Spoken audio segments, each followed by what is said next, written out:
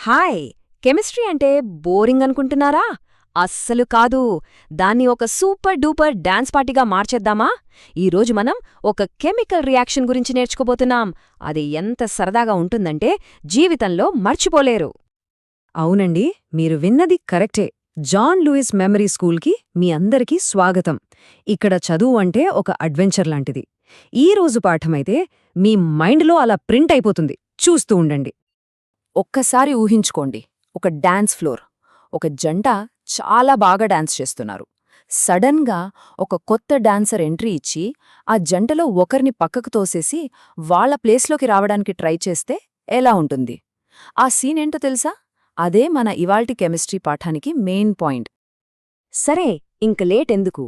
మన పాఠంలో ఫస్ట్ పార్ట్కి వెళ్ళిపోదాం.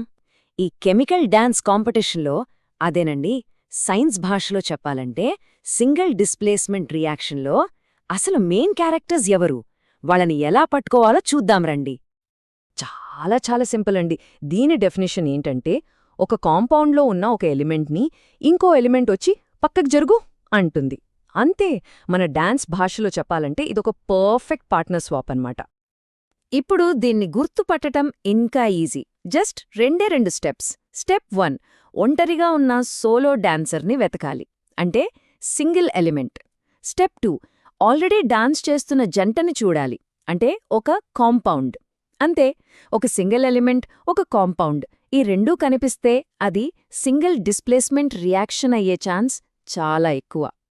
ఓకే, రియాక్షన్ని ఎలా గుర్తించాలో నేర్చుకున్నాం. ఇప్పుడు అసలైన మజా. ఈ కొత్త జంటలు ఎలా ఫామ్ అవుతాయి, ఆ స్వాపింగ్ ఎలా జరుగుతుందో చూద్దాం. ఇక్కడొక రూల్ ఉంది, చాలా క్లియర్ రూల్. ఒంటరిగా వచ్చిన డాన్సర్ పాజిటివ్ అయితే ఆ డాన్స్ చేస్తున్న జంటలోని పాజిటివ్ పార్ట్నర్నే రీప్లేస్ చేస్తాడు. అదే సోలో డాన్సర్ నెగటివ్ అయితే జంటలోని నెగటివ్ పార్ట్నర్నే రీప్లేస్ చేస్తాడు. అంతేగాని పాజిటివ్ వచ్చి నెగటివ్ని, నెగటివ్ వచ్చి పాజిటివ్ని పక్కకి నెట్టడం కుదరదు. ఒక పద్ధతి ప్రకారం జరుగుతుందంతా.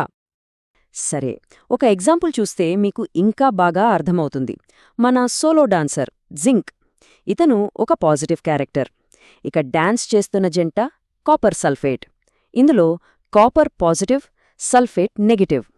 ఇప్పుడు చెప్పండి, ఈ జింక్ ఏం చేయబోతోంది? Yes, correct. జింక్ పాజిటివ్ కాబట్టి ఆ జంటలో ఉన్న పాజిటివ్ పార్ట్నర్ అంటే కాపర్ని టార్గెట్ చేసింది. స్వాపింగ్కి అంత రెడీ. యాక్షన్! చూసారా? జింక్ అనుకున్నది సాధించింది.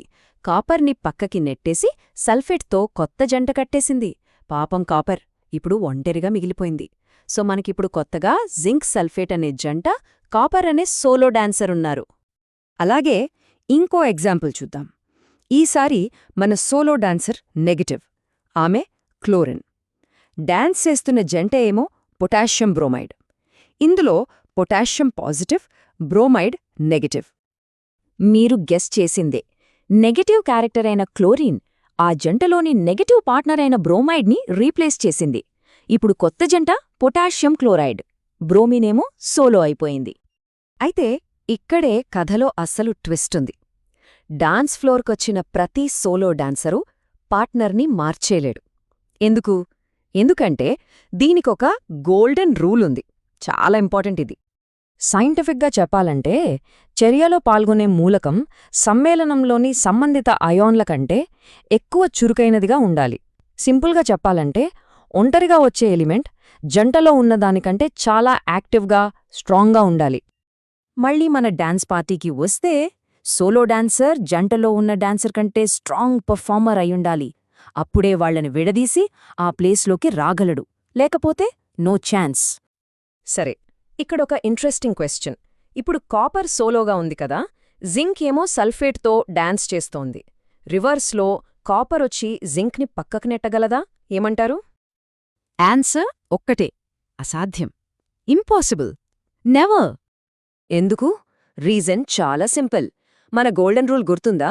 కెమిస్ట్రీ ప్రకారం జింక్ అనేది కాపర్ కంటే చాలా ఎక్కువ యాక్టివ్. అంటే మన డాన్స్ భాషలో జింక్ స్ట్రాంగర్ డాన్సర్. అందుకే అది గెలిచింది. కాపర్ అంతే స్ట్రాంగ్ కాదు కాబట్టి జింక్ని ఓడించలేదు. ఈ డాన్స్ కాంపిటీషన్లో ఎప్పుడూ స్ట్రాంగ్ డాన్సర్దే గెలుపు. అదండి సంగతి. మన కెమికల్ డాన్స్ పార్టీ ఫైనల్స్కి వచ్చేసింది. సో ఈ డాన్స్ ఫ్లోర్ మీద మనం నేర్చుకున్న ఇంపార్టెంట్ రూల్స్ని ఒక్కసారి క్విక్గా రివైజ్ చేద్దాం. ఈ 3 డాన్స్ రూల్స్ గుర్తుపెట్టుకుంటే చాలు. రూల్ నంబర్ 1, సోలో డాన్సర్ని అంటే ఎలిమెంట్ని, జంటని అంటే కాంపౌండ్ని గుర్తించండి. రూల్ నంబర్ 2, ఎవరు ఎవరితో మారుతారో పాజిటివా నెగటివా చూసి గెస్ చేయండి.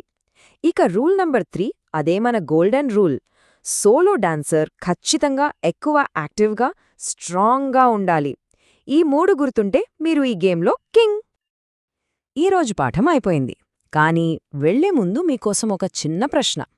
ఈ రియాక్టివిటీ అంటే మనమనుకున్న డాన్సర్ బలం అనేది దేనిమీద ఆధారపడి ఉంటుంది? ఒక ఎలిమెంట్ని ఇంకో దానికంటే స్ట్రాంగ్ అని ఏది డిసైడ్ చేస్తుంది? ఆలోచించండి. ఈరోజు జాన్ లూయిస్ మెమరీ స్కూల్లో మాతో పాటు ఈ సరదా పాఠంలో పాల్గొన్నందుకు అందరికీ చాలా చాలా థ్యాంక్స్. ఈ కెమికల్ డాన్స్ ఆఫ్ మీకు నచ్చిందని అనుకుంటున్నాను. ఇలాంటి మరిన్ని ఇంట్రెస్టింగ్, ఎప్పటికీ గుర్తుండిపోయే పాఠాల కోసం నెక్స్ట్ టైం కూడా తప్పకుండా రండి. అప్పటిదాకా కీప్ లెర్నింగ్.